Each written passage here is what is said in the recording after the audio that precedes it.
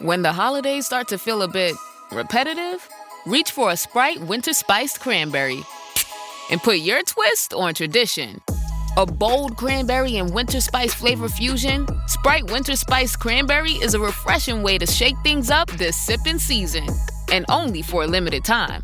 Sprite. Obey your thirst. Say, can you help a jolly old elf out? I'm fresh out of TP.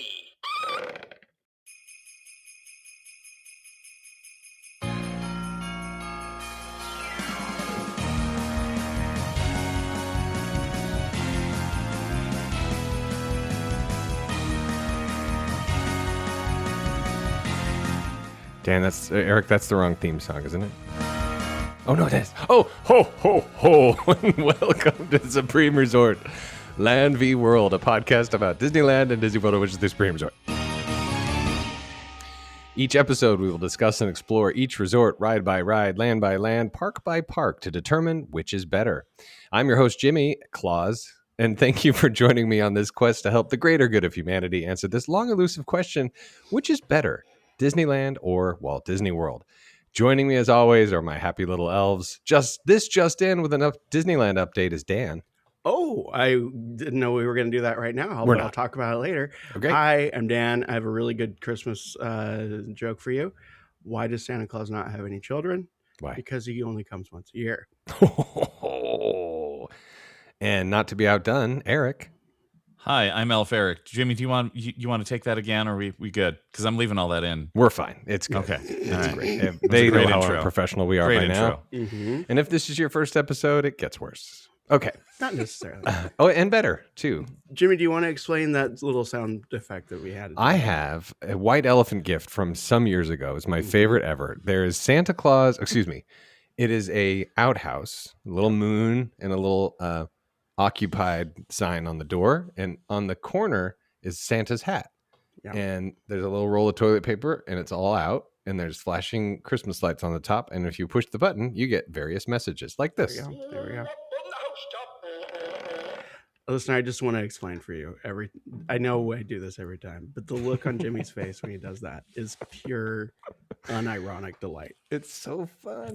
It's bliss. Yes. You know what? We might have to I'll have to take a picture and make this the show image. Oh, God. I'm going to take a picture of it. Maybe this is the March Madness. It's just all of the sayings of Santa in the outhouse, which is the best. All right, Eric, I'm sending you a picture of the outhouse so everybody has a visual. And what better Christmas special episode than this image?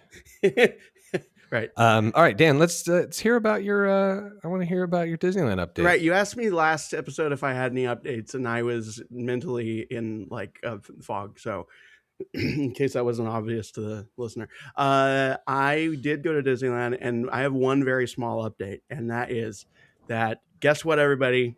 I went on the public transportation system, the 43. I did not get stabbed. Everything was fine. Huh. So you should be fine too. That means if you're staying anywhere along Harbor Boulevard or along any of the public bus routes, you do not have to use the ART is what they call it.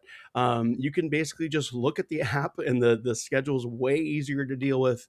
I stayed at the Solara, which is next to the Shakey's. I'll get into that. Oh, yeah. That was the best part of the story. Oh, my. But you can basically catch a bus right there. It takes 5 minutes to get down to the park, 5 minutes to get back up. It runs every 20 minutes. Oh, that's not suspense. Fantastic. Oh, sorry. What did you miss? I'm sure you that don't know what the you audio missed. probably picked it up, but okay. Just in case. It's Sunday, so of course my internet is sloppy. Thank you, Spectrum Cable. I did, in fact, go to the Shakey's Bunch Lunch Buffet. It is daily from 11 a.m. to 2 p.m. It is fantastic. It is wonderful. It's magical. You got your Mojo potatoes. You got your pizza with like ketchup sauce, but put some salt on that, you're good.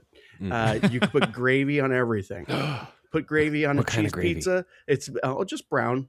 Yeah. Sausage, just brown. Okay. Just brown. It's gravy. Put gravy on a cheese pizza. It's basically poutine. Fried chicken. It's okay. It's fried chicken. You get all of it for like $15. But let me tell you, Put the gravy on that chicken. you can put it's happened several times. And talk about character dining. This place is packed with so many characters. So many characters. So many characters. Furries? You have Hey. you have Just the asking. lady No with judgment. the lady who walks away from the Bunch Lunch buffet with several plates filled with mac and cheese and ribs. I get the impression that the staff there has given up on the one plate per trip and possibly also the no sharing rule. I think they've kind of just gone, you know what? We don't need to have those arguments anymore. Yeah. And just so much of the local flavor. Take from that what you will. They also, just the decor looks exactly like classic. you want it to. It's classic. There's some pictures Shakey's. from Dan. Classic Shakey's, round tables, red leather, pleather with the lights. There's a picture of fried chicken. Yep. And mashed potatoes and brown gravy and some Mojo potatoes. And it says, Beige welcome Bayou. to the Beige Bayou. That's right. And then if there was ever a time for Thousand Island and ambrosia, picture of a salad with Thousand Island and what I presume is ambrosia. And yeah, you could put Jell-O and whipped cream together, but will you have the stray bacon bit? Nope. No, you won't. No, you got to have a little bit of that crossover. That's a the picture that's of the an appeal. empty dining room that says perfect for a live podcast. It's true. I mean, We're in it. the rent's probably great. Yeah. So our live episode 2026 from the Shakey's on Harbor Boulevard. I think we do it. And if you're interested in that at all, please email Jason at yours. That's right. He'll forward it to us for sure. Yeah, he will. Yeah, but it would be fun to do a live event. I mean, we're past 100 episodes, right? Way past. Isn't that the precedent? Oh, yes. Yeah, we're probably closer to 200 at this point. I don't know if we're that far, but even if you just count like cases, we're well over 100. Yeah. When did we start? August? I think we started it was August 2020. No, 2019 is when we started. Not this August? Two a month, roughly, give or take. So that would be fifth. No. Anyway, we've had a lot. Anniversary. Let's see It here. would be our seventh anniversary in August. That's right. Is that right? could be our- 2020, 21, 22, 23, 24. We could have everyone sitting around in the seventh Shakey's anniversary. in the hot August. Yeah, I think we do it. Yeah. And the Solara can be our official hotel. The official hotel of the Supreme Resort. I We have a really couple do of want those. to get the Anaheim Hotel as as the official hotel. I think of so. the Supreme Resort. Yeah. It is pretty great. All right. So is that your update? It's my update. Great. Zip Ride the bus, eat at Shakey's. Hey, ride the bus while you're eating Shakey's food. Oh, can you take it to go? I feel like they probably wouldn't care. I mean, it's all you can eat. It is all you can eat. It's all you can eat, Clark. We only need one plate. That's kind of you kind of nailed it. I'll take some of the yellow. Now, don't get me wrong. I'm a man of the people. I'm not saying any of that in a bad way. No. But, I mean, it is character dining in its own way. Yeah, I love it. Eric, do you have any updates from Disneyland or any experiences you'd like to share? Yes. When you've got a large trip planned with a whole bunch of people, make sure that you don't look at someone else's reservations as yours. Mm-hmm. Oh, Yes. So far, this is really good advice. a lot. Yes. a lot of This that is can happen. this is a lesson learned by a certain person in my family to whom I am married. I'm not Yes. naming names or anything, but certain people in my family thought that they had park reservations for days on our trip that's coming. Well, by the time you listen to this, it will have been over. But during this person's birthday, How was it? it was great. Okay. Because today's Christmas. Right. Oh, Merry Yes. Christmas. Merry, Merry oh, Christmas. oh, oh. Yes. But yes, make sure that the reservations you're looking at are your own and not someone else's. I've That's a good learned this call. long ago, having my past connected to Dan's. Yep. Mhm. where I'm like, wait a second, I don't have a reservation. Oh, it's Dan's. Okay. Yep. I've done that very often. Coming soon, really, we should do the app versus app. Oh, yeah. Because they're vastly different and both have their disadvantages. Like and linking maybe an reservations, advantage here or there. Yep. No reservations for annual pass holders? Oh, I guess you still have them at Disney World, don't you? There's good to go days and whatnot. Anyway. Yeah. All right. So enough of that nonsense. Ladies and gentlemen, we hope that your stockings were full this morning. Unlike the topic of this show, which is the case of the second gate empty warehouses. Your stockings are full. These warehouses are empty. I am speaking, of course, of the second gate, which is DCA and Epcot, and of the giant empty spaces that have no plans for filling, i.e. the Wonders of Life Pavilion and the World Show Place at Epcot and Stage 17? Stage something? DCA? At DCA? DCA Stage 12 and 17, and I'm going to throw in the Hyperion. And the Hyperion. Oh, no. What a shot out of left field. I'm going to have to come up with something else to add into mine. Oh, good luck finding an empty space at Disney World. At Epcot in particular. Yeah, exactly. Okay, so we will not get into current events, i.e. things that are closing and things that are opening, because it is irrelevant. So we're going to just get straight to it. Now, by Epcot, that, he means we don't want to get political by talking about the education department. That's right. That is exactly what I mean. Or that they're changing the robots in Frozen and to be actual robot with faces.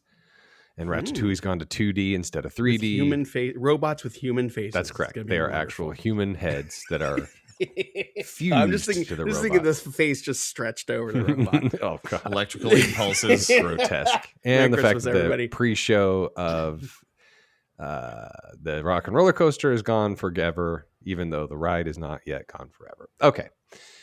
Moving on. So Epcot came first. Wonders of Life specifically came first. And so Eric's going to start. And if I hear something that I like that is irrelevant because it doesn't exist anymore, you're going to hear this sound. That Nancy gave old Bill the willy, so he wrote them little fillies. Very much like when you hear us do an episode with a wheel, that means something really awful has happened in one of our lives. When you hear those sounds, you know that we forgot to think of sounds. It's been Or a we while just since we did one of figured- these. For mine, I just figured mine is fitting, and mine is. Hi, I'm Hugh House. There we go. There you go. So And if that's I hear always something loaded. I like, from Dan, you're going to hear that. So Eric will go first. He's going to give us an overview of these empty warehouses, and then Dan will give an overview, opening statement, etc. So Eric, take it away. Well, I'd like to tell you stories about places where you can go and experience rich, immersive environments, places where you can play and look at things and eat things and go to places. But really what I'm going to tell you about today is are spaces where there used to be things that you could eat. There used to be things that you could see and learn. There used to be things that were staffed by humans and were attended by humans, and that's about it. You can still rent these places. We'll get into that. There are still uses for these empty warehouses. Fret not. There's plenty to be seen and done in these corners of Epcot in today's day and age, but ultimately, these are some of the ultimate empty warehouses of our age. Well said. In other words, what do you say when you have not prepared an opening statement? Jimmy, we haven't done one of these shows in like 3 years. I know, it's been a long time. Dan, tell us your opening statement. I'd like to introduce you to the idea of a celebration of the void, just so we're not confused. Can you do this without words that were given to you by ChatGPT? Look, the way it's not like I say I'm doing a show, make the show. Okay, it's like I spend hours on this thing. I believe you. This is about It's true. streamlining the effort, because I actually have a job now, like I didn't before in this show. In the education And- industry. Yes. I should have waited to make fun of you until the end of it. Please proceed. I understand the criticism, but what I'm trying to, and you guys aren't helping. Like, You've put a lot of It's like- hours into building this robot. That's true. and building each individual argument. It's just, I don't have time to mine. I'm like, hey, bring me the things. Now let's talk about the things. Now let's make notes. Yeah. That's good. So, yes, a celebration of void. Disneyland has not only created groundbreaking attractions, it has elevated empty buildings to an art form. Today's showdown explores two contenders for the greatest empty attraction space. In DCA, we have Soundstage 12, Soundstage 17, and the Hyperion Theater, if I need to resort to it. At Team Epcot, we have the Wonders of Life Pavilion as a centerpiece, and other things that I forgot to add. This is not about failure. It's about architectural commitment to absence. We ask, who best carries forward the rich, noble tradition of doing nothing? I'm going to talk to you about some history, but I don't know if we want to do that immediately. Well, or it depends on how next. much history Eric has, unless the whole show is history as far as I'm concerned. Well, I have a history of the historical lineage of emptiness. Yes, please. Go ahead. Okay, here we go. Continue. In the early 1960s, they created the Haunted Mansion shell. It was a completed exterior that stood for 6 years before the ride was ever operational. Guests saw a grand Southern Gothic mansion with no ghosts inside, a landmark and potential without payoff. And then we have the America Sings Carousel Theater, which also once upon a time had that one. What's this? That's Carousel Progress is the name of that. Boom, got it, nailed it. It closed in 1988, spent over a decade empty before housing interventions, which then closed and was repeatedly rethemed, rarely loved, sometimes just simply closed. It housed office space at one point, as a matter of fact. There's also the Tomorrowland Arcade, once a thriving 80s arcade. Now it's just queue overflow and some storage at the bottom, I believe. We also have the Magic Eye Theater, where once we had Magic Journeys, and then Captain EO, and then Honey, yes, we did shrink that audience. And then they just showed some trailers, some Star Wars stuff. Now, they don't do anything with it. There's also the People Mover track. It's been closed since 1990 or 7, depending on who you ask. But it's fully visible and structurally intact. Can they tear it down? No, they can't, because it'll destroy Tomorrowland. It's possibly Disneyland's most visible act of unresolved architecture. We also have the Fantasyland Skyway Station. It was abandoned in plain sight and eventually demolished, but remained a literal ghost station for decades. And then they continued the rich tradition across the parking lot over at DCA, where they said to fans who asked them, is this really going to be a Disney themed park? They said, yes, it will, because we're going to have buildings with nothing in them over there as well. Very well done, Dan. Thank you. That's excellent. That is seriously, genuinely, that was a great preamble. It sets the stage, and then Disney World carried on that grand tradition They sure did. on a larger scale, The suitcase and a dream, right? i.e. An empty suitcase and a dream. That's right. i.e. the alien encounter and Stitch's Great Escape is a great example. An empty suitcase and a hunch. Hey, they sold Tron toys there for a little while. Fair enough. Okay, so let's talk about these spaces. We're going to volley a little bit. I'm going to talk about what used to be, what could be maybe, but what used to be. And because Epcot came first, Eric, we're going to start with you and the Wonders of Life. By the way, Jimmy, I saw that you were enjoying some Joyride. It's Yes, great, that's the right? stuff you gave me from October. Isn't it wonderful? It's so good. Let's go for a joyride. Hey, Christmas. A wonderful joyride. It's delightful, lower calorie chewy goodness. This is sour blue raspberry strips. 4 grams of sugar, no junk, amazing taste. It's got fiber in it. And fiber, 80% less sugar. Joyride is not a sponsor of ours, but we do have a sponsor if whenever we want to get to it. Yeah, they are, and they are blue, and you can chew them. But there you go. Okay, we'll get to our sponsor later. Erik, let's get started with a little Wonders of Life, sponsored by MetLife. Yes. Oh, MetLife. Your attention, please. Does it ever feel like you're a marketing professional just speaking into the void? But with LinkedIn ads, you can know you're reaching the right decision makers, a network of 130 million of them, in fact. You can even target buyers by job title, industry, company, seniority, skills, and did I say job title? See how you can avoid the void and reach the right buyers with LinkedIn ads. Spend $250 on your first campaign and get a free $250 credit for the next one. Get started at linkedin.com/campaign. Terms and conditions apply. At Single Riders, we know your time is valuable. Whether you're scheduling a meet-cute or navigating the intricate onboarding process of emotional vulnerability, we believe accountability is key. That's why our founder, Joe the Bearded Nerd, has developed a bold new approach to interpersonal connection. Treat it like shift work. If we're dating, or even like in the talking stage, and I don't hear from you for like a good 24, 48 hours, go ahead and turn your shit in. That's a fucking no call, no show. We don't do that shit here. No, I ain't fucking playing around. Ghosting? Not on Joe's watch. At Single Riders, emotional availability is monitored, time-stamped, and, if needed, escalated to upper management. All users are automatically enrolled in our Mutual Accountability Index, which tracks text response time, tone analysis, and weekend availability. You didn't sign up for that. We know. You just agreed to the terms by existing. Single Riders, because dating isn't love, it's logistics. Use offer code Emotional Labor to waive your first disciplinary write-up. Oh, MetLife.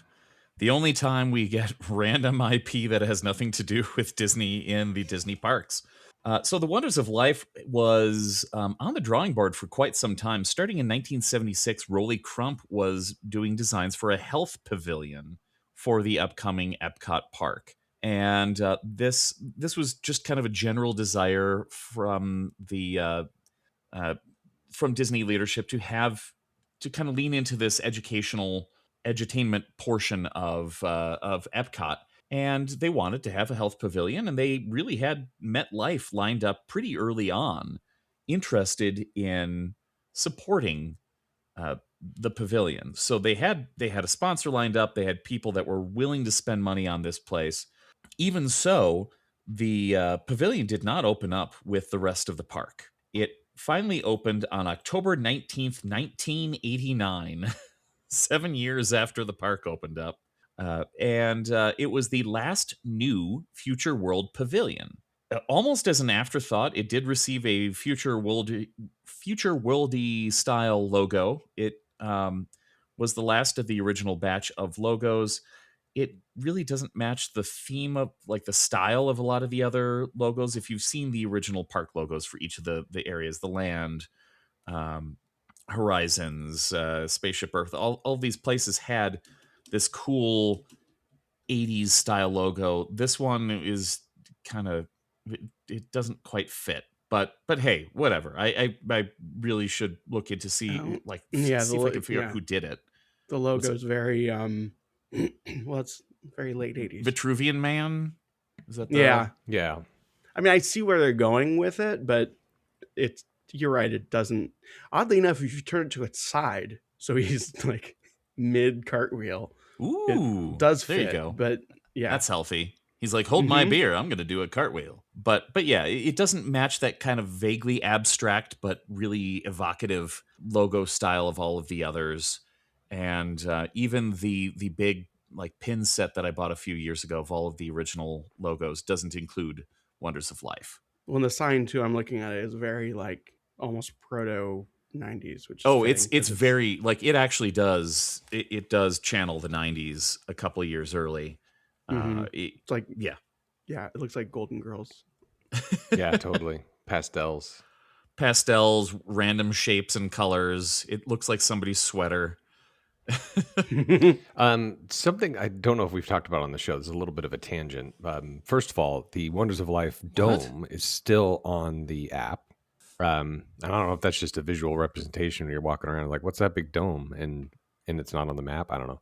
I think it's got to be something like that, where it's just like, why isn't this? I mean, it's right there. Why isn't it on the? It's right next to one of the most popular attractions there, which is Guardians. Right. And when you look at if you look at the planter boxes and then the pathways and everything, if you look on the west side, which is the seas and the land and imagination, all those planter boxes are all rounded and soft. You'll notice there's no sharp angles at all. And on the east side, which are more like the hard sciences, like energy, transportation, life sciences, all of the planter boxes and pathways are all at sharp angles. So sort of soft sciences versus hard sciences. That's still true today. Fun fact. Except there are a lot more construction walls around the area, and there have been for several years. And I'll get into that a little bit. Why that's a bit of a shame. It kind of blows my mind that it is on the side that it is. In my mind's eye, mind palace, it's on the side with the seas. Right. That could just be a me thing, but it just seems to fit over there. Probably because it's boring. And that's where the boring stuff goes. But I mean, I doubt I'm the only one. I don't know. Yeah. Anyway, so you know what else I think? I think seals and sea lions are the same thing. So there we go. Wow. I think they think so too. Mm-hmm. They signed a petition last year. Same thing. Eric, continue. Okay. Well, thank you. Yeah, a lot of the pavilions did move from the initial design of the park, but that's not what we're talking about today. We're talking about the Golden Dome of Wonders of Life. There was outside a 40 DNA model. Oh gosh, what 72 foot tall DNA double helix outside. 40 didn't seem right. I had it written down somewhere else. But yeah, 72 foot tall DNA helix outside of the dome that told you, hey, something's going on inside this place. Look at this statue. For our European listeners, how many meters is that? Don't Google it. But yes, the Golden Dome was an interesting shape. It really drew attention to it next to an equally kind of imposing structure with the universe of energy. Very like that was black with a lot of like rainbow colors to it, and then you've got this golden dome next to it. They're so different. It really kind of drew you up to it. Inside, some of that golden dome was windows, and it really added a ton of natural light inside. It also made it really, really hot inside. Sure did. It's 21 meters. 21 meters. Okay, so a little more than 3. Oh, thank God. Okay, I wasn't sure how to think about it. Okay, thanks. Dan's our resident European. 2,100 centimeters. Oh, hey, look at that. Or is that look at the math guy whatever. over here. Anyway, what is it in inside, because this was sponsored by MetLife, they had a remote control blimp that flew around that had MetLife on it. It had Snoopy on it. So let me guess, it didn't last very long. No, it was there for a long time. Oh, really? I never saw it. To be fair, I think I went in the pavilion once, and it was like 1995. Okay. Yeah, but Snoopy in a Disney park. Yeah, right. That's it. Yeah, you know, Charles Schultz got his foot in the door there with MetLife. There were a ton of planters inside with all that natural light. Most of the exhibits were in the central dome area. This was a huge space that was.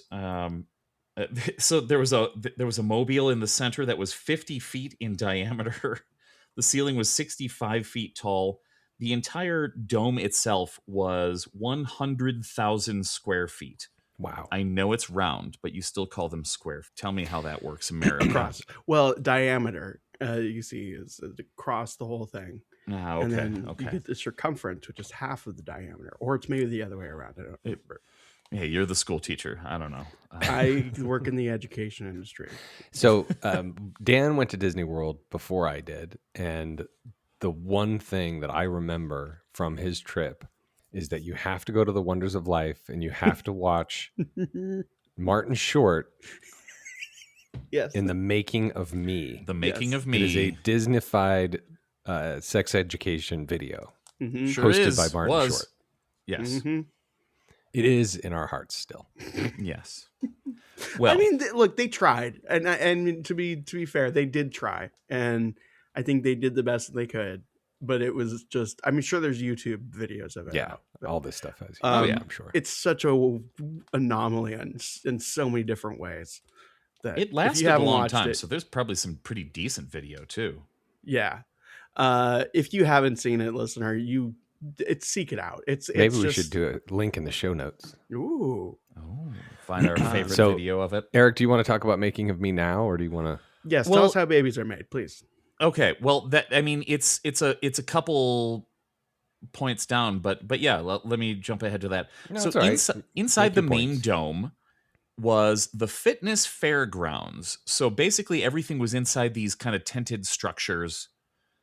One of them being the Making of Me, which was in the Birth Theater. They called it the Birth Theater, sponsored by Birth. So Martin Edward Short Birth was the star. It's Birds and the Bees, Disney style. Short talks about how his parents met and made him. There's a cartoon of sperm fertilizing an egg. So that's fun. There's a remastered at 60 FPS, The Making of Me at Epcot. Ooh, nice. From 2006. So we go through the various stages of fetal development. There is actual video of a live birth. Not from the bottom side, from over the mother's shoulder side. So, After 6 not p.m. Not as much, genitalia involved in the video, but an actual live birth as presented as part of this. There were warnings outside for parents that they may not want their children to see this, but this was a decent sized theater where you could go in and watch this edutainment. That was during the famous "Don't Say Fetus" bill in the 90s. No? All right. Okay. No. Yeah. I was just thinking, if this were around today, it would not be around today. No, it would not. Which is weird. We're supposed to kind of go in the other direction, right? Yes, you'd think so. Yeah. Okay. So, Eric, I'm going to have you go through a couple more, and then I'm going to volley back to Dan and have him tell us a little bit about some of his abandoned warehouses. Okay. Most of the rest don't have quite as much detail. There's Goofy About Health. That is goofy sports shorts, like, how to ski, how to lift weights, whatever. Tips on eating healthy and exercising. It was just a constant rotation. You could just kind of come and go through it. They were just playing cartoons there. There was the anatomical players. So, Dan, it's improv. Improv theater. Oh, no. About health and nutrition. No. That's I'm sure worse. nothing ever repeated. That's worse than I thought. Because I was looking at pictures of it and I saw the anatomical theater. I'm like, okay, great. And I saw a picture of the inside of it. It's like, that looks like a preschool. That is terrifying. Yep. Yeah, wow. Wow. Skits with names such as Dr. Jekyll and Mrs. Sugar. Oh no. Flossed in Space. Oh no. Okay, to be fair, Eric, I don't believe that this is improv. I think this is sketch, which is worse. They call it improv, so I would imagine it's probably it has to be mostly sketch, because how do they stick to their theme? It seems like sketch, but they probably say hey, what's the bad thing that Susie's gonna eat today? Okay, we can't. Maybe the genie from Aladdin, which is you could call that improv because he would do some topical jokes, maybe. Right. Yeah. 3 performers and 1 audience member. 1 audience member. Okay, there we go. That's the improv. Yeah, the skits are never exactly the same because the performers improvise based on the answers from the audience member. It's pretty great. Let's see. The Wonder Cycles. It's Peloton early Peloton where you can ride an exercise bike and watch video move in front of you. You could ride the bike through a theme park, which was Disneyland. Cool. Yeah. Oh, I did that. Yeah. Coach's Corner. You can swing a baseball bat, a golf club, or a tennis racket and get actual pros on video with pre-recorded messages to tell you how you're bad at swinging. Perfect. Wow.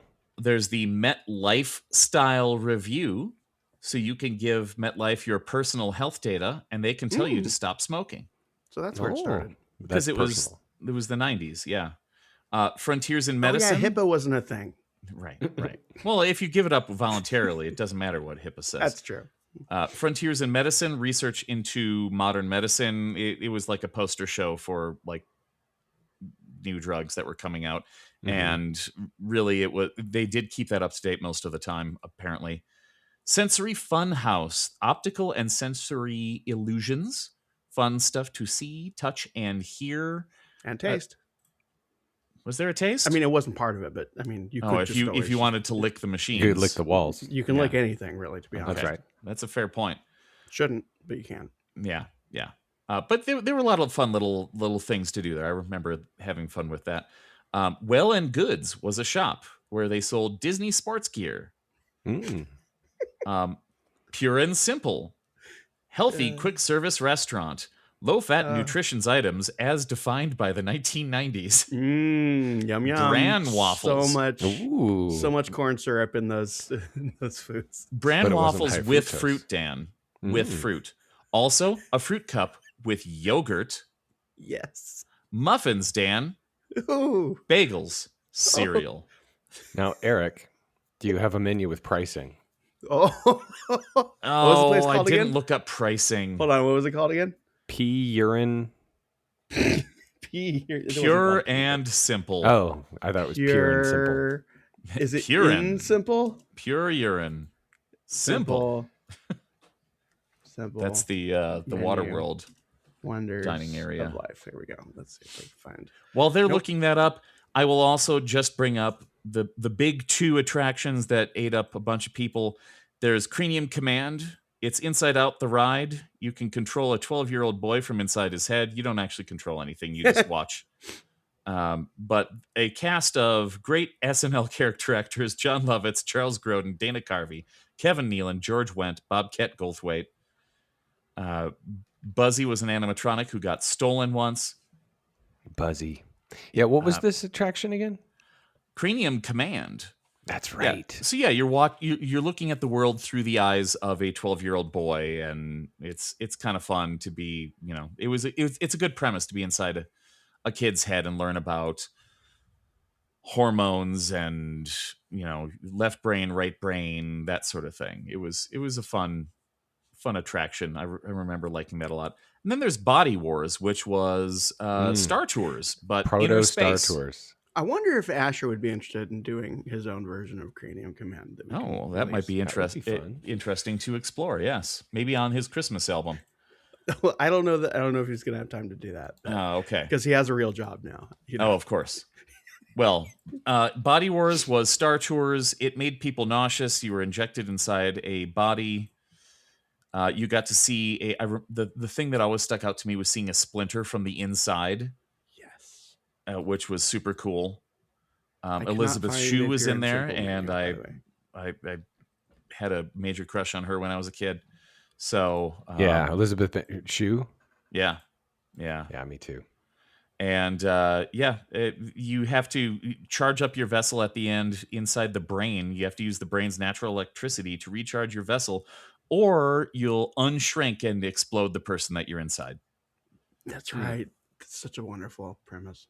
Yes. But that was the Proto Star Tours, right? That was before Star Tours. Star Tours was already in Disneyland. It wasn't in Walt Disney World yet. It wasn't at MGM yet. When it closed, they used those simulators for parts. For Star Tours. Yeah, whenever Star Tours broke down, they would yank parts out from Body Wars. Cranium Command. That was fun. I like that. Buzzy was stolen. Yeah, you had the two like screens, like his eyes. Yeah. Oh yeah, that's fun. Right. You were inside the kid's brain. That's right. Right. From what I understand, the general knowledge, the sickness, right. The sickness that came from people watching that was, I think a lot of people thought that it was because it was like gross and blood stuff, but apparently, from what I can tell, a lot of it was from just visual disorientation, because a lot of the graphics were CG and kind of early CG, and like it just didn't really fit with them. Like it was like basically just you're in this constant uncanny valley of not only body stuff and motion, but like stuff that like just doesn't, like the visual quality of it was like not up to par. So like your brain combines all of that to be like, this just doesn't make sense. Are you talking about Body Wars or Body Wars? Yeah, that's right. Yeah, So because there was a portion in the heart that people Right. really found disturbing, because you moved back and forth a bunch, right? And you didn't have a good frame of reference because it was all so dark. And the whole thing was directed by Leonard Nimoy. That sure was. Yeah. So, listener, if you're trying to imagine what Body Wars was, watch the movie Inner Space. Mm-hmm. If you're Good trying movie. to picture what Cranium Command is, watch the movie Inside Out. Mm-hmm. All of them starring Martin Short. That's right. Right. But yeah, let me. I know we need to kick it over to Dan, but let me just. You don't have to. I don't have a lot, to be honest. There's not a lot left with this. That's good. Because this entire pavilion lasted for a long time. Yeah, it was 89 to 2000. 2007. 2007. Wow. Yeah. So in 2001, MetLife ended its sponsorship. So there was a decline. They only held this open during seasonal times. So busy times of the year.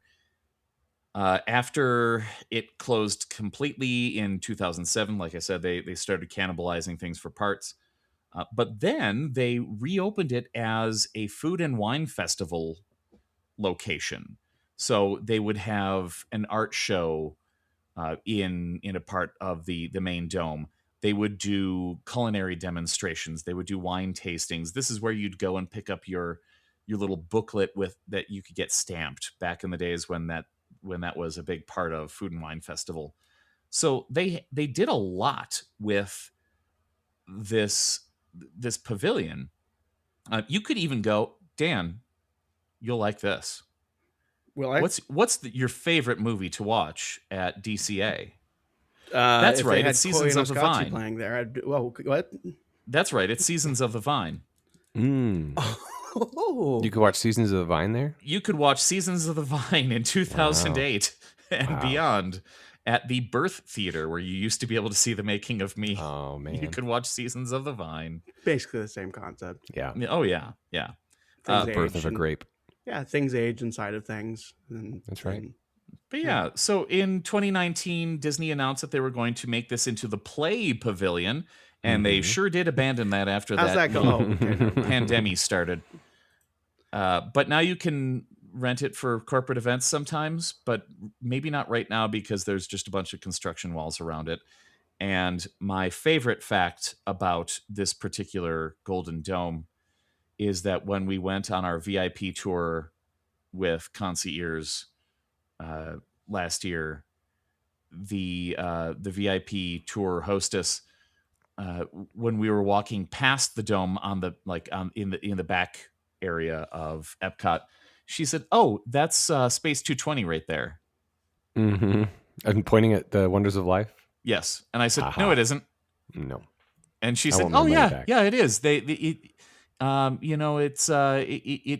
from outside it doesn't look like much, but then you go inside and you go up this space elevator and you get to eat dinner inside a big area with screens, and you can it looks like you're in space and you're having a meal." And I said, "That's the wonders of life."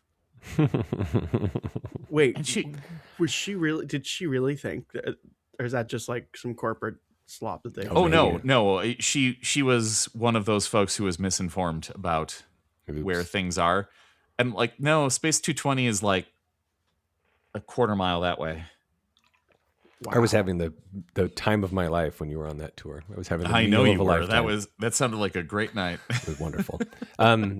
Yes, so the Wonders of Life, and recently there was our friend of, not actual friend of the show, known person of the show, Braden from, Braden. Braden. From Disney Views News broke a story about activity going on in Wonders of Life. A lot of Oh. Imagineers and activity going on. There's some rumors that the roof is not doing well. Not sure. That would make sense. Huh. But that is a massive 100,000 square foot empty space with additional show buildings behind it. There's a ton of empty space. Oh, yeah. Because you got all of Star Tours, Body Wars abandoned back there, Cranium Command's back there, plus the 100,000 square foot space. There's massive. They could have just put Guardians there. There's probably enough room to put the roller coaster in it. Yeah, that's a good point. They totally could have done that, couldn't they? Yeah, indoor roller coaster. They could still do indoor roller coaster in there. It's a lot of space. Anyway, it doesn't go up very much, but yeah. Well, I mean, neither like did Hagrid's doesn't go up. Neither much. did Universe of Energy, and they just built a giant box. They did. They sure did. It's a skybox. Dan, would you like to share with us about Who Wants to Be a Millionaire? Play it. I will absolutely. This is what these buildings are. Soundstage 17 sounds like you want to start with. It was originally home to Who Wants to Be a Millionaire? Play it. Which I played a couple times. I got 32,000 points. Thank you very much. Whoa. I lost on a tennis question. Did you get a scarf? What was your prize? A pin. Ooh, a pin. That said $32,000. 32,000 points. And I had to sign a piece of paper that said I won't be able to play the game again for another 3 months. And then I stopped going.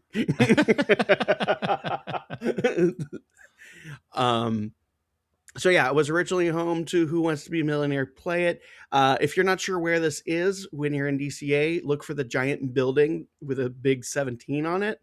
That's the one.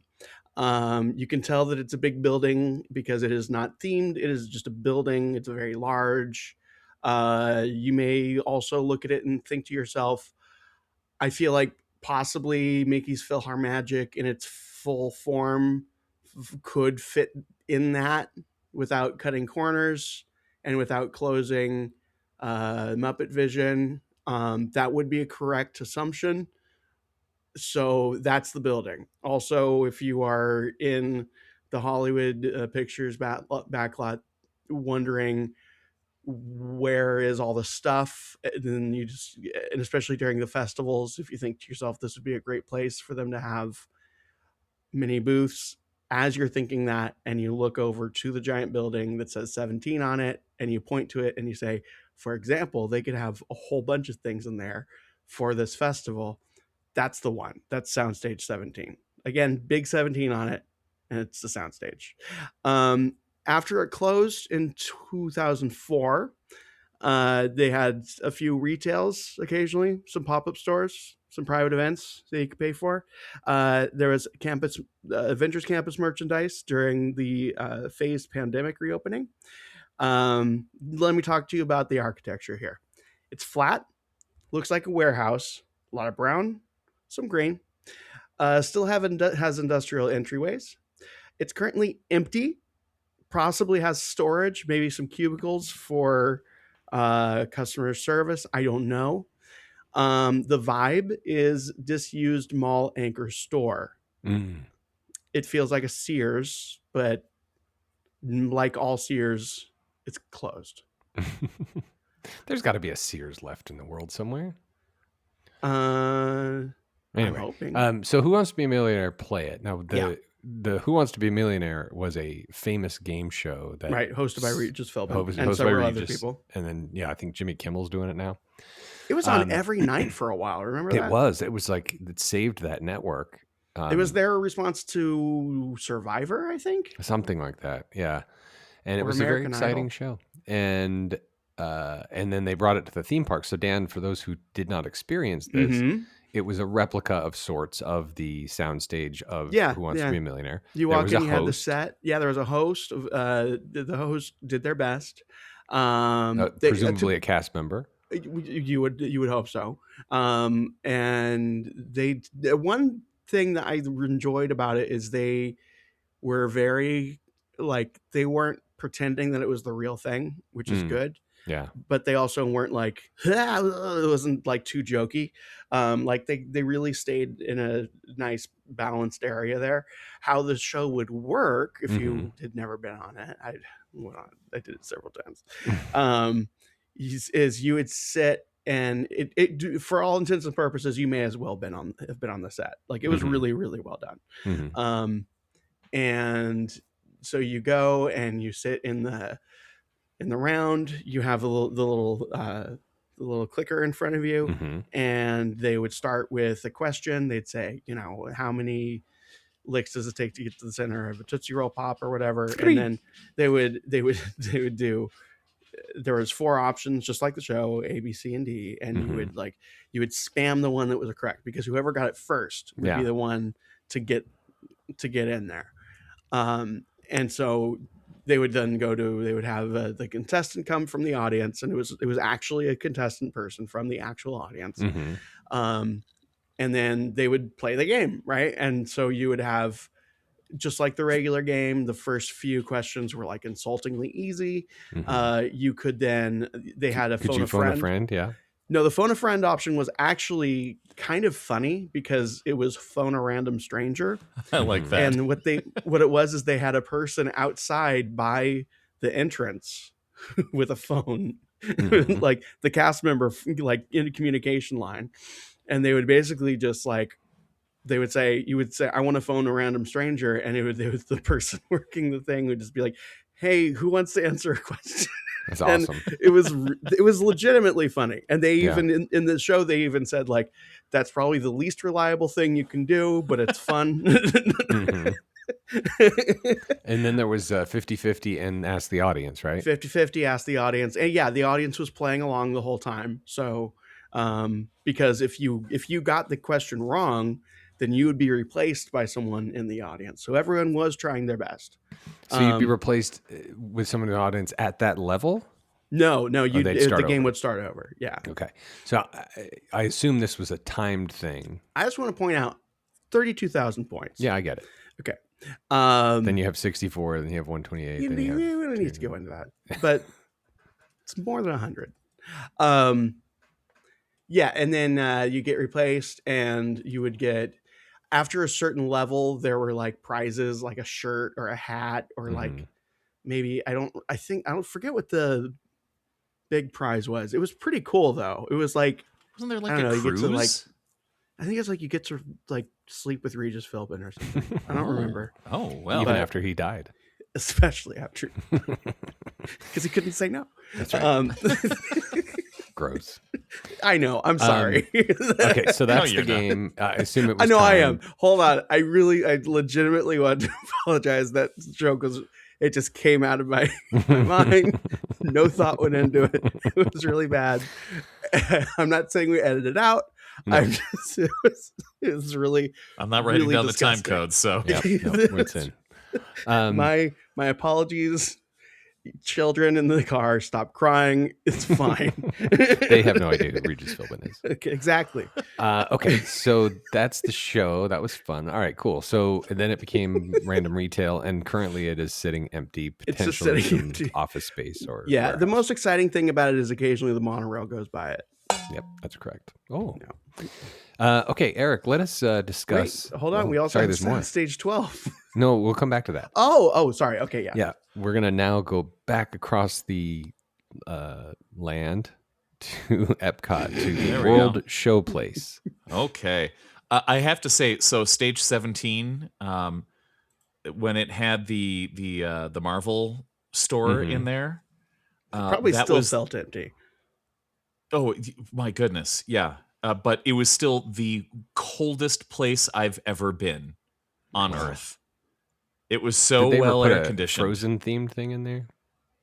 I don't think so. I've been in the Frozen thing at Hollywood Studios where they had like the fake snow, and that wasn't as cold as that Marvel warehouse store.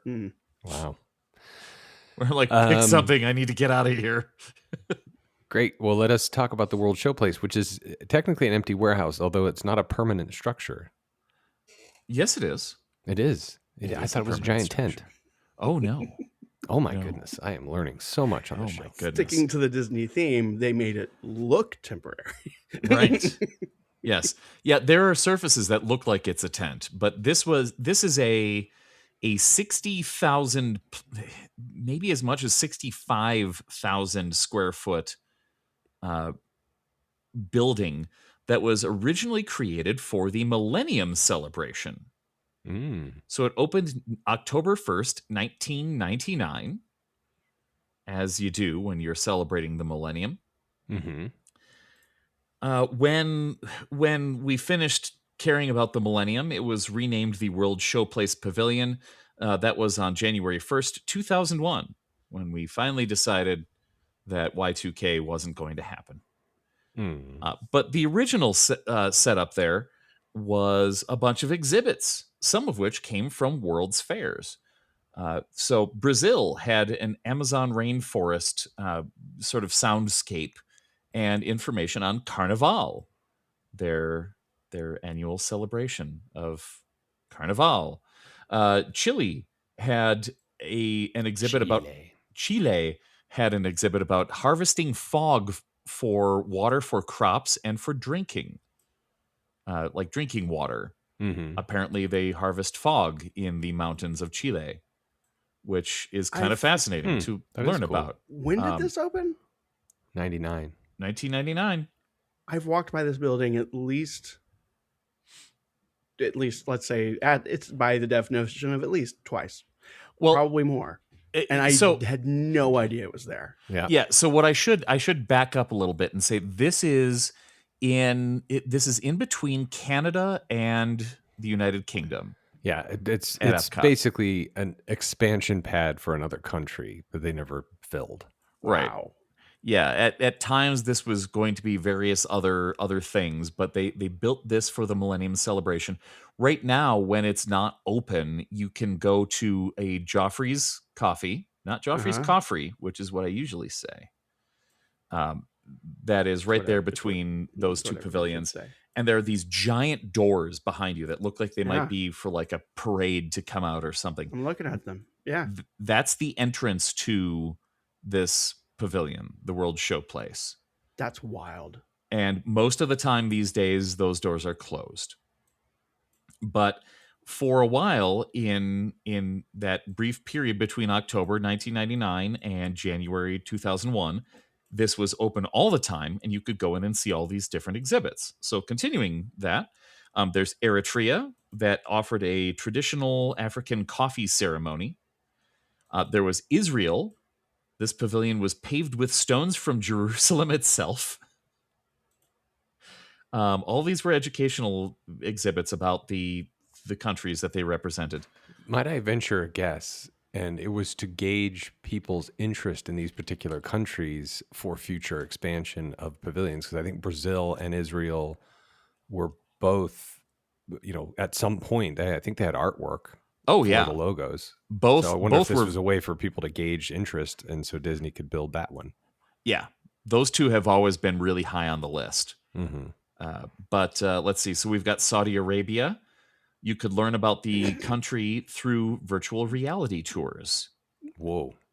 Yeah. This is in 2000. Okay. Scotland. They had mini golf. And wait, I just want to double check the dates on the Saudi Arabia. That was not post 2001, right? No. Okay, no, it ended. Okay.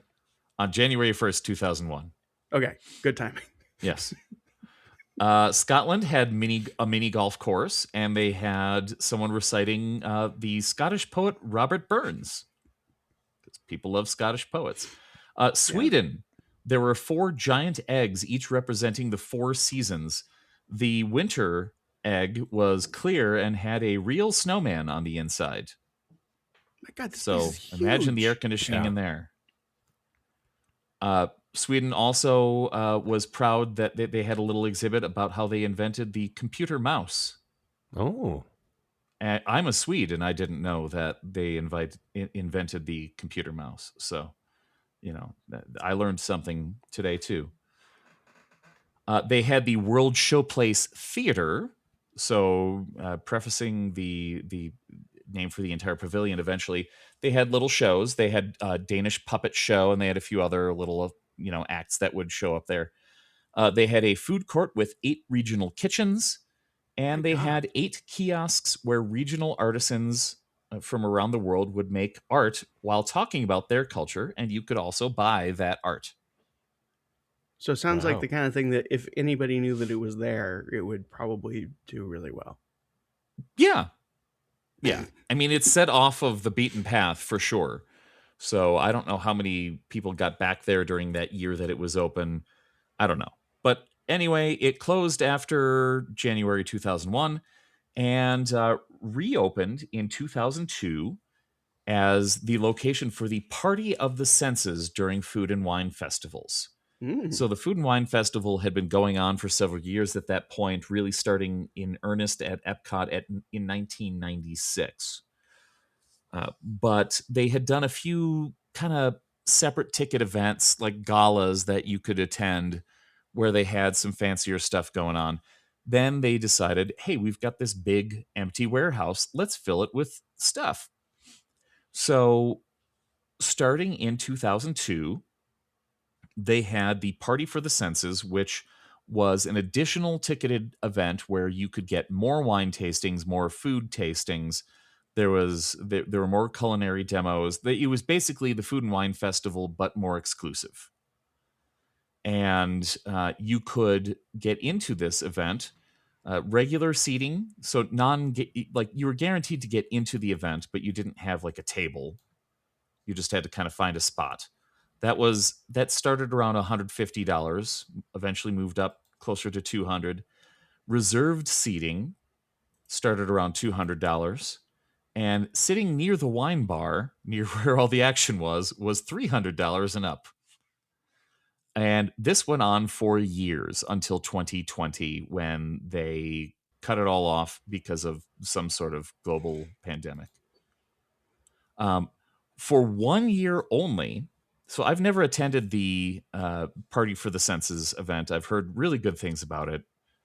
But the only time I went into this festival pavilion was the year that they did the Rockin' Burger Block Party. My God. This was 2016.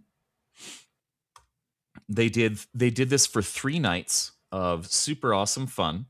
I've told this story on After Hours, but since nobody listens to that, I'm going to tell it here.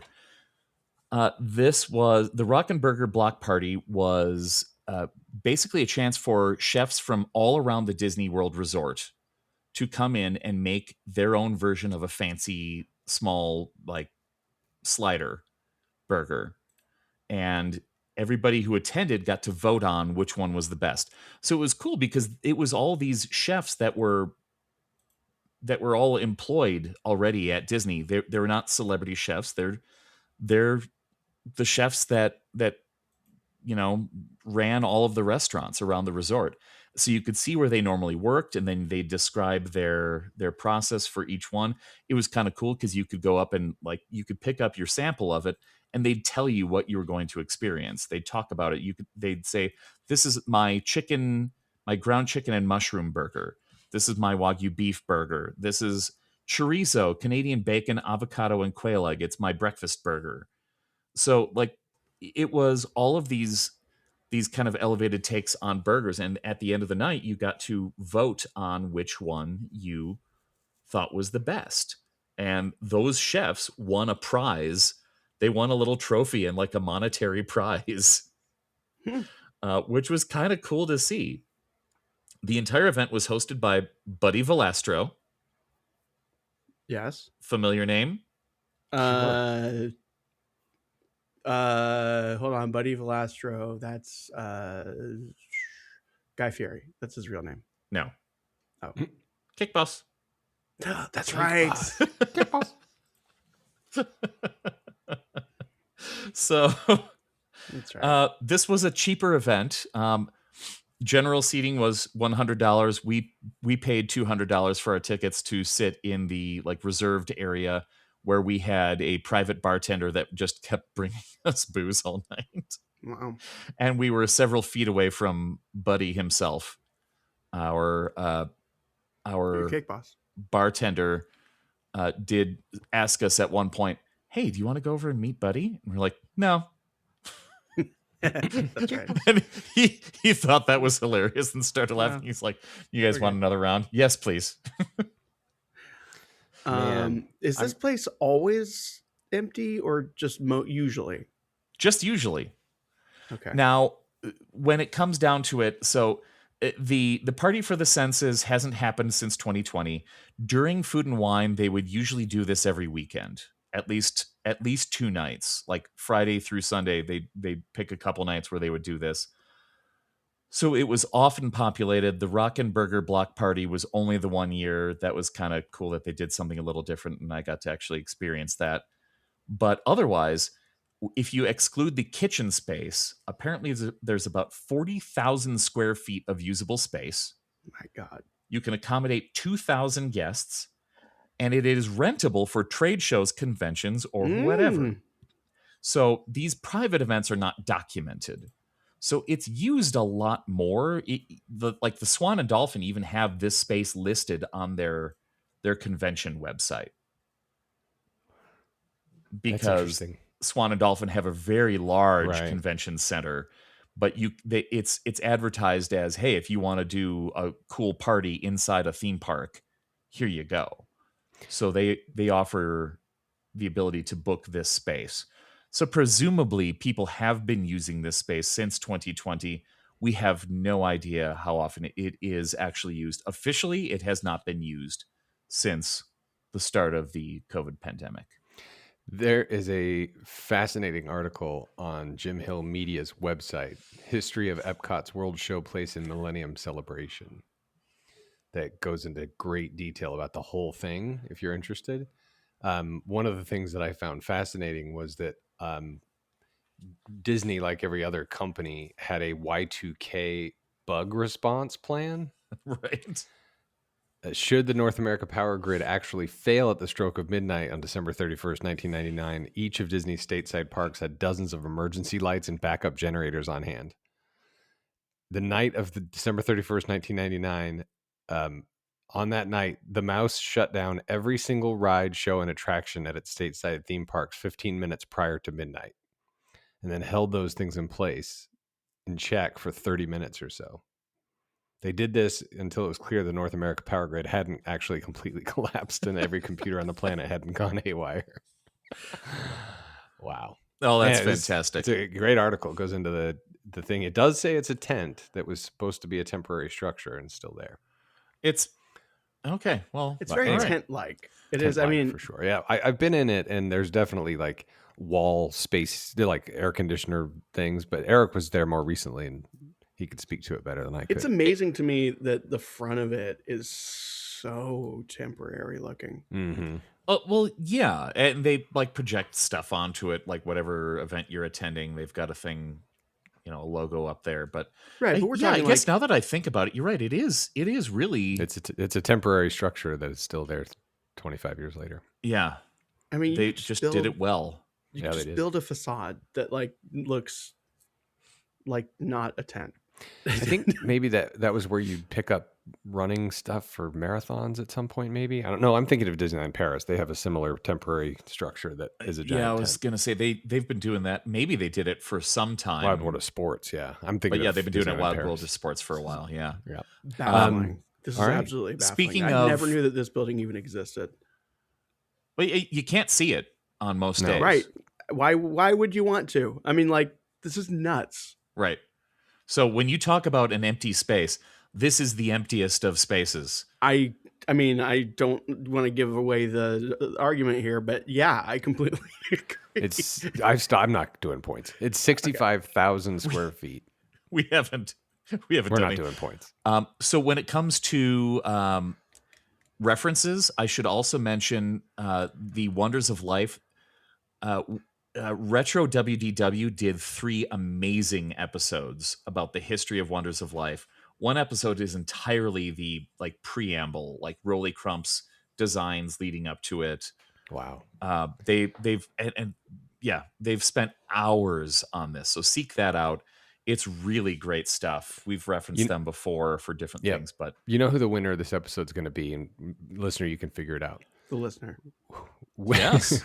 At this point, the listener. Look at all this ear candy we're shoveling. The amount of your ears. unused square footage relative to the size of the park. Oh, yeah, okay. Yeah. Yeah. So right now it's at least 165,000 square feet plus whatever the building off of Wonders of Life is, which presumably another 60,000. So let's call it at Epcot as a 220,000 square foot, and it's a 300-acre park. Dan, if you want to do honorable mention Hyperion, I have an honorable mention as well. Great. It won't take much time. Let's get back to stage 12 then. Okay. Soundstage 12. Once again, if you're not sure where it is, look for the giant building that has the 12 on it.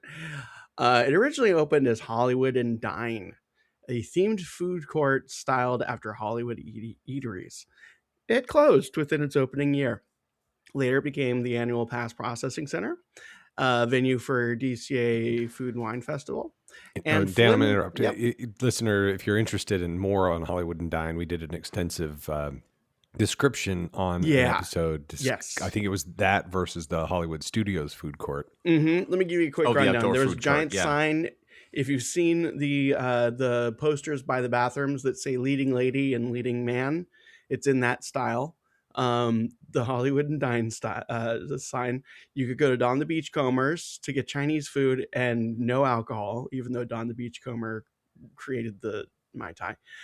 You can go to Wilshire Bowl where you can get burgers because that makes sense in a bowl.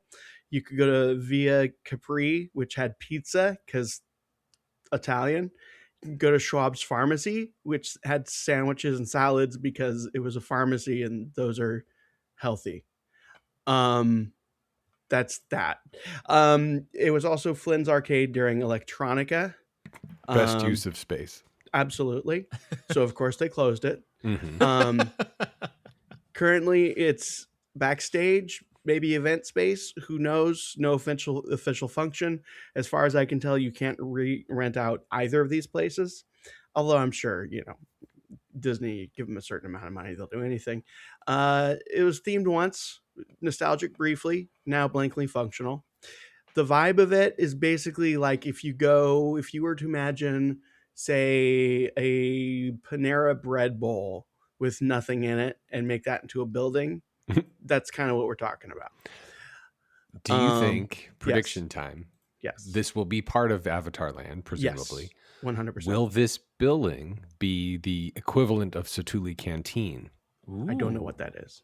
It's the restaurant next to the Avatar ride in. I think they're going to blow up the entire area. Start and from they're going to, I also think they're going to take great pleasure in doing that. I think that any one-to-one comparison like that is not really going to work. I think it's going to be like a waterfall or a rock or something. But yeah, it's not long for this world. Occasionally there's a stage in front of it where people do things on that stage and they kind of just pretend it's not there for the most part. By the way, if you're looking for a good bathroom in the park, over there, because there's nothing happening over there. Wonderful. And there's a little food cart nearby. There's a food cart, but it's usually, if we're being honest, it's kind of just like, I think the people making that menu are perpetually drunk. Mm-hmm. And they really like Filipino food, which I don't have a problem with either of those things. But it's almost together, always drunk Filipinos. Well, again, not an issue, but I think that what usually happens is they go to like a Filipino place locally and they're like, this noodle stuff is really good. And this other thing is really good. What if we took noodles and rice and this meat and then put it in a tortilla? And it was just like, it's basically just like, it's all 3:00 in the morning food, which again, no judgment, not necessarily a complaint, but it's almost like they're teasing you with it, where it's just like, take all this stuff, pull it out of the burrito and hand it to me in plate form, and I'm in. But in this burrito, I just wonder if you're like mentally sound. Anything else on stage 12 before we move on? All right, honorable mention time. Eric, what's your honorable mention? Well, since Dan's going to talk about Hyperion, I've got just a tiny little nubbin of honorable Restaurant Marrakesh. No, that still exists. The building, but they don't serve food there. No, they don't. But I mean, yeah, I suppose, yeah. But it's still, yeah. Well, no, what I'm talking about is the tiny chunk that may or may not remain of Kitchen Cabaret / Food Rocks in the land. Oh, yeah, that's right. Because the Soren legend doesn't take over the whole thing. Yeah, the legend goes that when they closed down this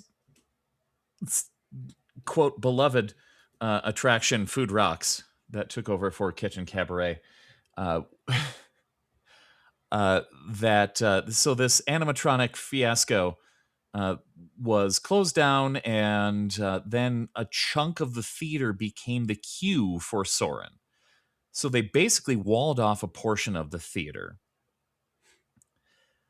There are a lot of conflicting reports that suggest that chunks of the show building are still there, that if you were to be able to find a way into those back rooms, you could still find bits of the stage or the seating area.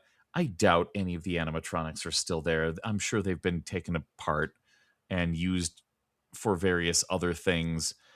There are some random pictures that people have, like, quote, urban explorers have found where there's like one of the refrigerator props is back there.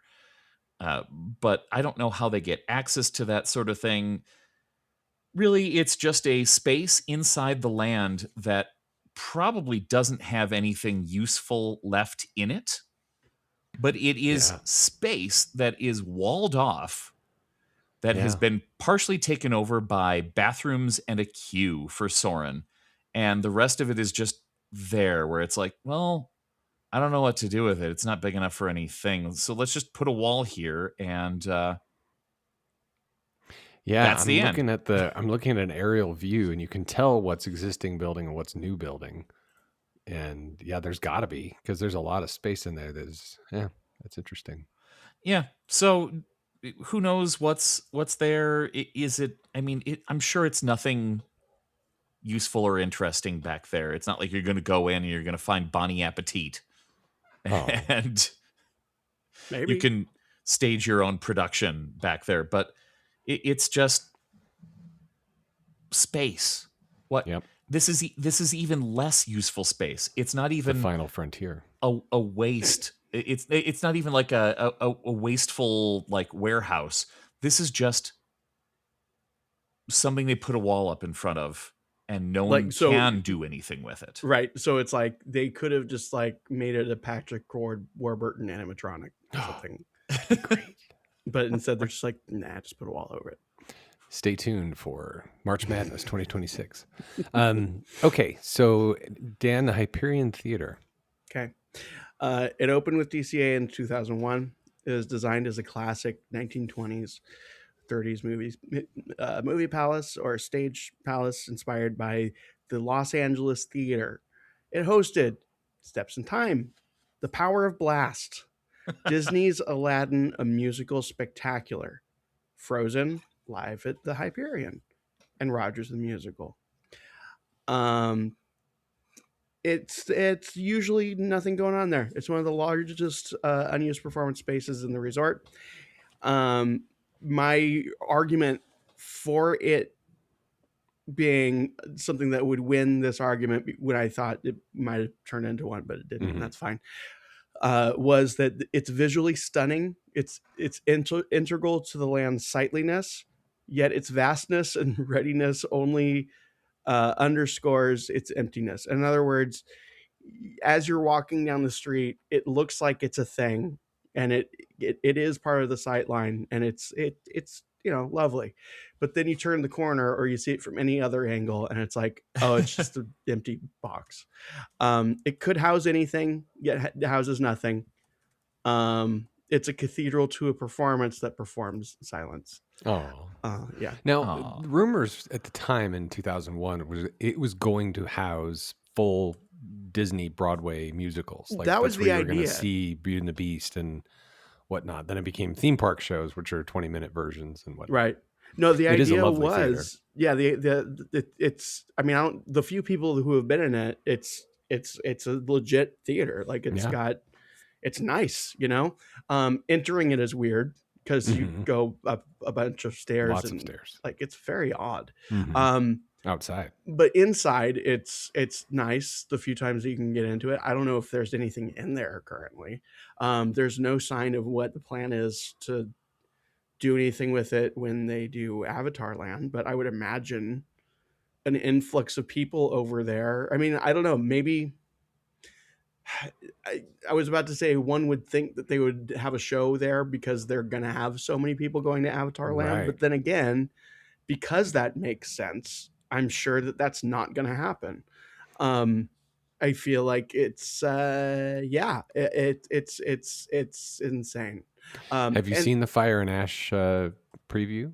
Have not. I don't even know what that is. It's Avatar 3, Fire and Ash. Oh, okay. No. I believe the Avengers Doomsday trailer will be attached to the Fire and Ash movie. That's the main reason I'm going.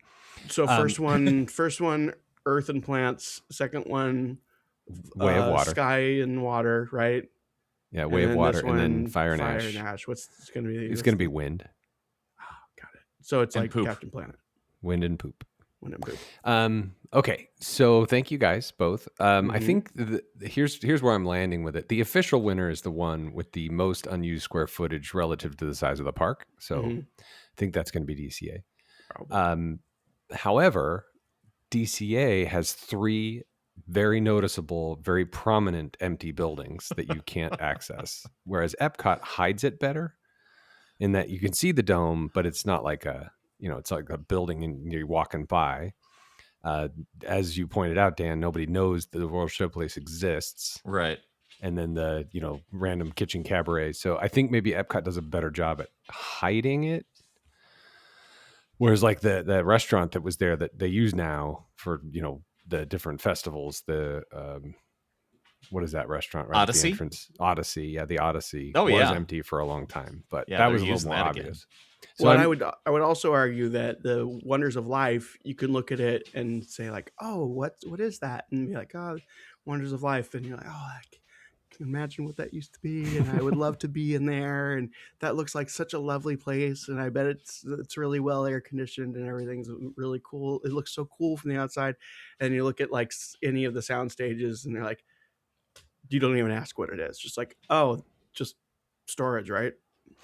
Yeah, so I could think be a flat. Officially, the winner is probably DCA for both metrics. Winner in that it's the most unused square footage per capita, if you will, and also the most obvious wasted space. So it's either the winner or the loser. I don't know. You be the judge. Well, I do have a closing statement. Good job. Hi, I'm Hugh Hauser. Hey, and if you want to learn more about the Hyperion, and if you want to listen to an interview with somebody who performed in the Hyperion. That's right. The Frozen show. The Case of the Musicals, Finding Nemo v. Frozen, featuring Vanessa Ray and Michelle London. Great episode. A great episode. Both musicals written by Bobby Lopez and his wife. I can't remember her name. That's why I'm not giving her credit. Kristen. Mrs. Lopez. Kristen and Bobby. Both musicals written by them. October 5th, 2021. It was a great episode. You should listen. That was so freaking long ago. It was fun. God, really? Was it 4 years ago? Holy mother of God. Anyway, Dan has a closing statement. Okay. Do you want to play Golden Dreams? Yes. All right. Hang on. Wonders of Life is a ruin. It's dignified, visible, some would say poetic. But DCA is aggressively nothing. Its buildings are not failed temples, no. Unlike at Epcot Center, they're active suppressors of memory. they look at you straight in the eye and they say, we know you want something to be here, but we need nothing to be here. So then they commit to vacancy, not as consequence, but as style. Just like its rich heritage that I've alluded to before of the Haunted Mansion being an empty building. The Carousel Theater being an empty building for the most part. But you can, if you want to, get your picture taken with Darth Vader. Or you can go to the Vacation Club lounge and get free napkins. But if you're a Disney Visa holder, you can get your picture taken with Darth Vader during extended hours.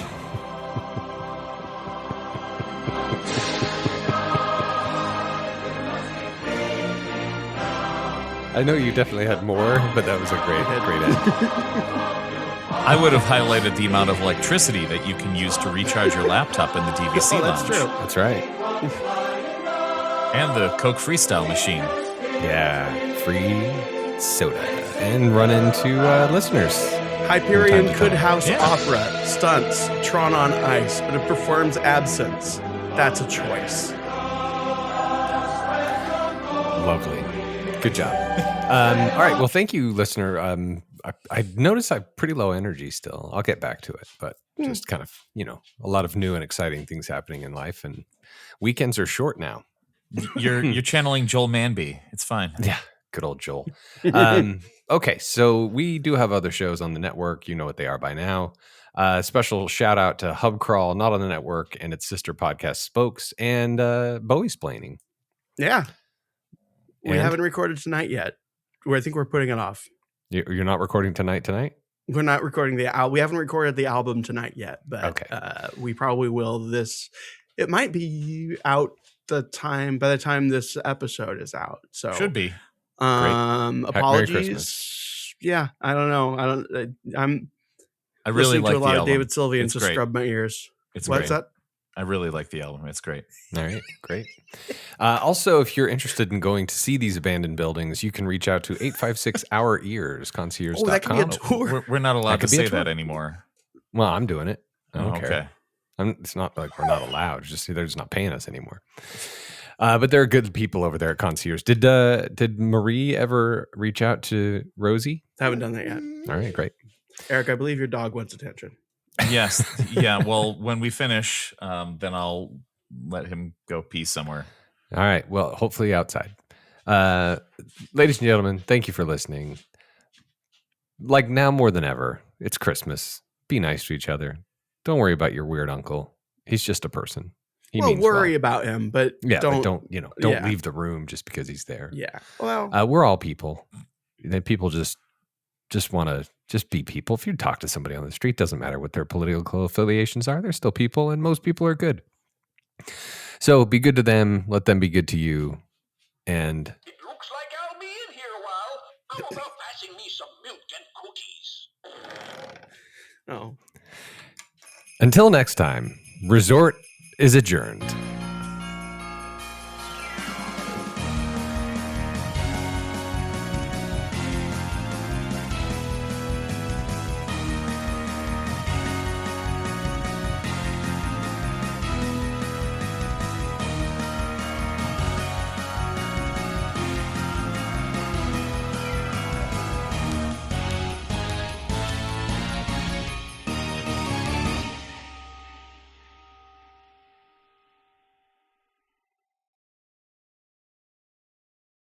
The holidays mean more travel, more shopping, more time online, and more personal info in more places that could expose you more to identity theft. But LifeLock monitors millions of data points per second.